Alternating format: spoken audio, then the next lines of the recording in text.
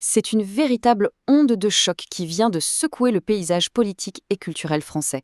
Une de ses figures les plus emblématiques, peut-être la plus tenace, Jack Lang, vient d'être poussée à la démission. Voilà, ce sont ses propres mots. C'est sobre, c'est formel, mais derrière cette phrase, c'est la fin brutale de toute une époque qui vient d'être annoncée par l'homme lui-même. On parle quand même d'un homme de 86 ans, avec plus de 40 ans de carrière, au cœur du pouvoir. Et là, tout s'arrête, net. Ce n'est pas juste un départ à la retraite, c'est une chute vertigineuse. Et elle est le point culminant d'une histoire bien plus complexe et dramatique. Alors, la question que tout le monde se pose, c'est comment? Comment est-ce qu'on en arrive là? Comment une icône culturelle pareille peut-elle finir comme ça? C'est ce qu'on va essayer de comprendre. Et le début de la réponse tient en un seul nom, qui fait froid dans le dos, Epstein. Tout part des fameux dossiers Epstein et des révélations explosives qui ont agi comme un véritable tremblement de terre. Regardez la rapidité des événements, c'est saisissant. Fin janvier, les dossiers sont publiés. Le 2 février, Mediapart sort son article. Le 6, le parquet national financier, le PNF, ouvre une enquête. Et bam, le 7, Lang démissionne. Tout s'est effondré en une semaine à peine.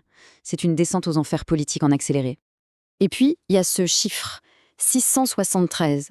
C'est le nombre de fois où le nom de Jack Lang apparaît dans les communications, les mails, les notes de Jeffrey Epstein.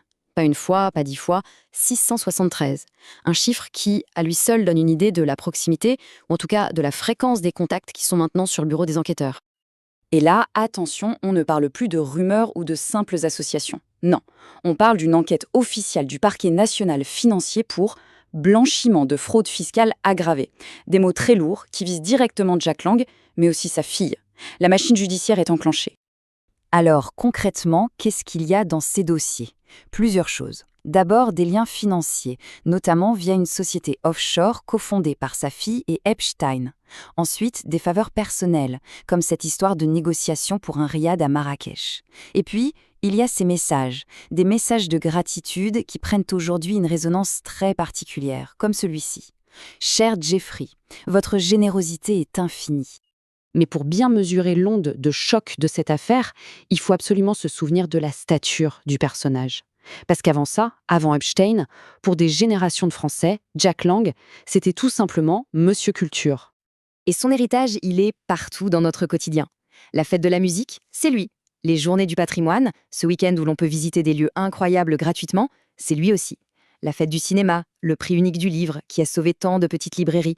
Sans parler des grands chantiers comme le Grand Louvre ou l'Opéra Bastille. C'est colossal. Et ce n'était pas que des idées. Il a mis l'argent sur la table. Avant son arrivée, le budget de la culture, c'était une goutte d'eau, moins de 0,5% du budget de l'État.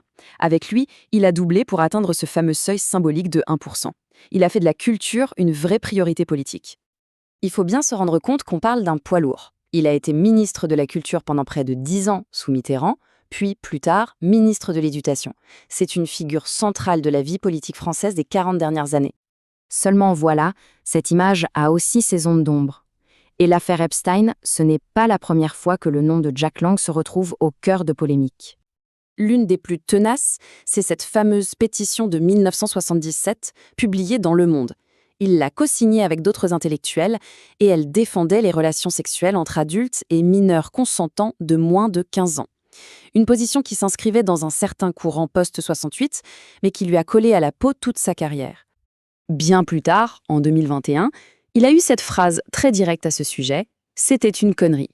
Un regret public, une reconnaissance de ce qu'il a lui-même qualifié d'erreur. Et à côté de ça, sa carrière a été émaillée d'autres rumeurs. L'affaire Coral, des histoires à Marrakech, des notes des renseignements. Il est important de le préciser. Dans tous ces cas, aucune implication n'a jamais été prouvée par la justice. Ce sont des affaires qui sont restées au stade de l'allégation. Bon, revenons à cette dernière semaine, la semaine où tout a basculé. La pression est montée, montée, jusqu'à devenir absolument intenable. Au début, il a fait front. Pas question de démissionner. Mais très vite, la pression est venue du plus haut sommet de l'État, de l'Élysée, de Matignon. On lui a fait comprendre que la situation était extrêmement grave. Et là, face à l'isolement politique, face à l'enquête qui se profilait, il n'avait plus le choix. La démission était inévitable.